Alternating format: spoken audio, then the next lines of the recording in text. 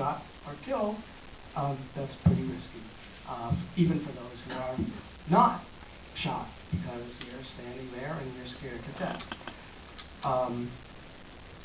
So all sorts of things are happening inside Israel that represent an escalation over what historically the peace movement was up to. But frankly, it doesn't amount to hill beans. It is not in the slightest stopping the process of the annexation or the processes of the rightward drift of Israeli society, the degradation of whatever there ever was of Israeli democratic processes, even for Jews.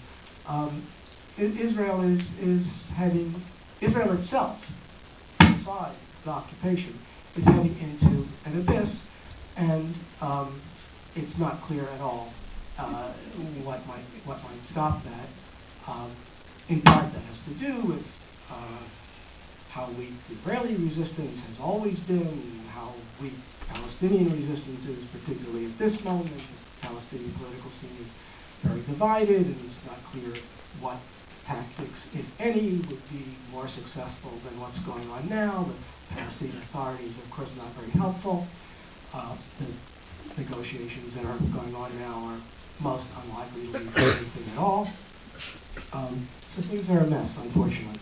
I'm nonetheless actually more optimistic than I've been for most of the last 10 or 15 years, because I think things like what I was talking about today show that we're talking about thousands on the Israeli side at this point, but they show people that another way of living is possible. And it's only when Israelis believe that something can change, and that is not something that changes when one Israeli talks to another Israeli, because the Palestinian is not there, by definition. So this, unless you come into close, face-to-face, and preferably sustained contact, that transformation isn't going to happen. When that contact does happen in that way, it's relatively common that a transformation happens. But people are scared, as Ben already said. Thank you, John.